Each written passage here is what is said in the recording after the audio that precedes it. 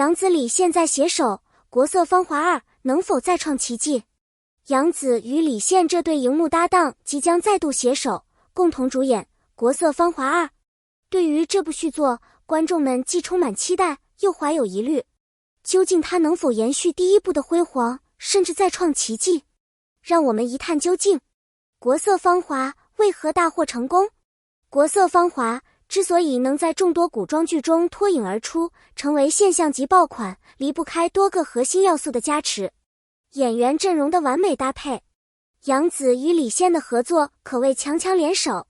杨紫一直以来都是演技派代表，无论是现代剧还是古装剧，她都能完美驾驭角色，并赋予人物灵魂。李现凭借硬朗的形象和扎实的表演功底，成功塑造了多个深受观众喜爱的角色。两人的默契配合，使得剧中的情感戏份更加真实自然，令人代入感极强。此外，剧中配角的表现同样不容忽视。从老戏骨到新生代演员，每个角色都得到了精心刻画，人物塑造立体，不是单纯的脸谱化设定，而是有血有肉的形象，增强了故事的可看性。剧情设定的吸引力，国色芳华之所以能引发全民热议，很大程度上归功于它独特的剧情架构。故事不仅涉及爱情线，还融入了商战、宫廷斗争、家族纷争等多种元素，情节紧凑且层层递进，令观众欲罢不能。女主何为芳的成长历程是全剧的一大亮点。从初入世事的懵懂少女到独当一面的商界精英，她的每一次选择，每一次突破都令人深思。编剧通过这一角色展现了女性在封建社会中的奋斗与成长，也给予现代观众深刻的启发。制作水准的高要求，服化道的精细程度直接影响一部古装剧的观感，而国色芳华在这方面做到了极致。剧组不仅参考了大量唐代文献，还特邀专业历史顾问参与制作，确保服饰、妆容、场景等细节符合史实。这种对细节的极致追求，让观众仿佛穿越回了1000年前的大唐盛世。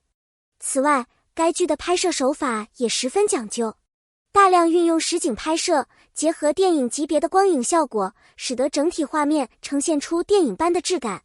无论是恢宏的宫廷场景，还是温馨的市井画面，都充满了视觉冲击力，让观众沉浸其中。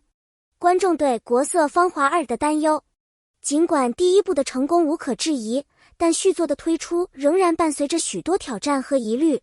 续集效应的困境，在影视行业中，很多爆款剧的续集往往难以超越前作，这主要是因为观众对第一部的印象过于深刻，而续作难以达到同样的惊喜感。国色芳华2同样面临这一难题。第一部的剧情节奏紧凑，角色成长清晰，而第二部若不能在故事推进上有所突破，极可能被认为是狗尾续貂。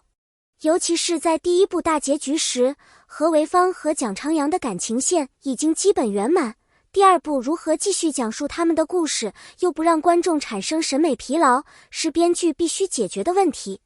如果只是简单的展现婚后生活的甜蜜，可能会让剧情显得乏味，缺少戏剧冲突。市场竞争的加剧，近年来古装剧市场竞争异常激烈，特别是唐朝背景的剧集层出不穷。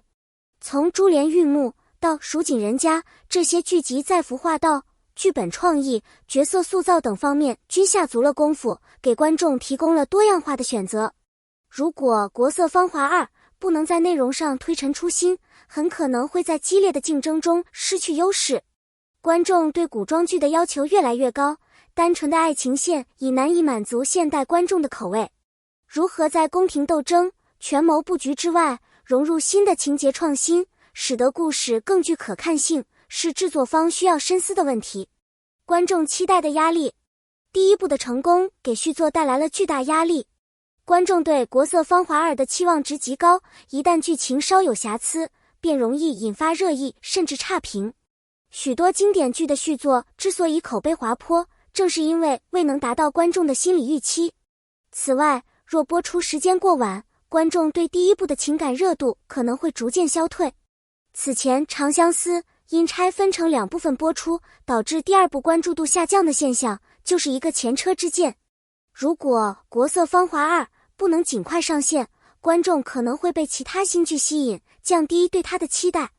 总的来说，国色芳华2想要再创佳绩，需要在剧情创新、角色塑造、制作水准等方面全面提升，同时确保上线节奏得当，以维持观众的热情和关注度。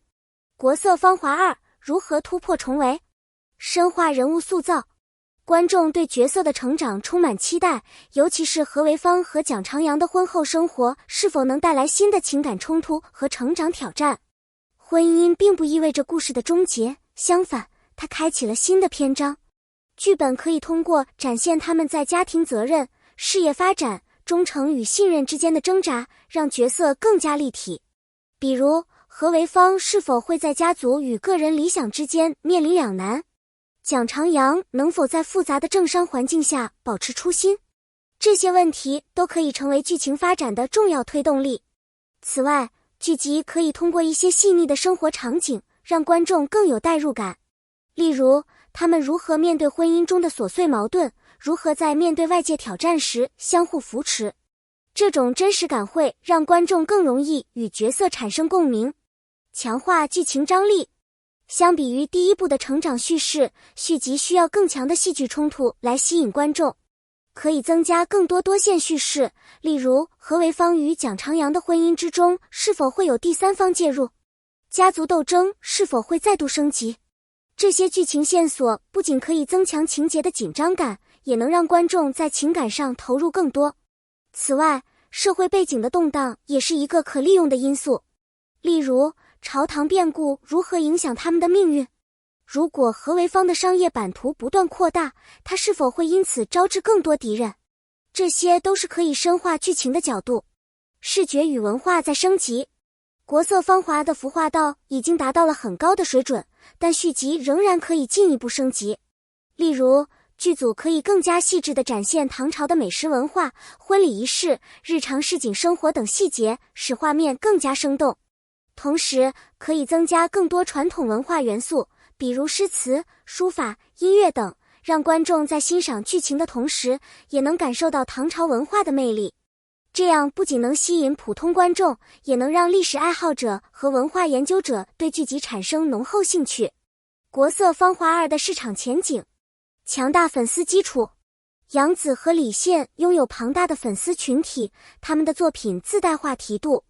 特别是杨紫的粉丝粘性极高，每次有新剧上映都会引发广泛讨论。因此，尽管观众对续集的质量有所担忧，但首播时依然会吸引大量流量。平台的资源支持。芒果 TV 近年来在历史剧领域深耕，拥有丰富的推广经验。从第一部的市场反响来看，平台必然会投入更多资源进行宣传，包括社交媒体营销、线下活动、粉丝见面会等。只要宣传得当，国色芳华2的播放量不会逊色于第一部。产业联动效应。第一部的成功不仅带动了影视市场，还促进了文旅产业的发展。洛阳的牡丹文化、古城旅游因此受益。如果第二部能保持这种趋势，或许会有更多地方政府和企业愿意合作，打造联动营销，使其成为影视与旅游结合的经典案例。广告与商业价值。随着剧集的火爆，许多品牌愿意投资植入广告。例如，第一部就吸引了不少化妆品、服饰品牌合作，而第二部或许会吸引更多高端品牌加入。此外，周边产品如服饰、饰品、书籍等也将是市场拓展的重要部分。海外市场的潜力。近年来，古装剧在海外市场反响热烈，尤其是在东南亚、日韩等地。国色芳华凭借其精美的画面和引人入胜的故事，极有可能在国际市场上获得更大成功。续集如果能加强对外宣传，并配合多语种字幕、配音等，将有望进一步拓展海外观众群体。国色芳华2能否再创奇迹？答案即将揭晓。无论是剧情、演员表现，还是制作水准，都将决定它是否能够超越前作，继续占据观众的心。如果你对这部剧充满期待，欢迎在评论区留言讨论你的看法，并记得订阅我们的频道，以获取更多最新影视资讯。感谢观看，我们下期再见。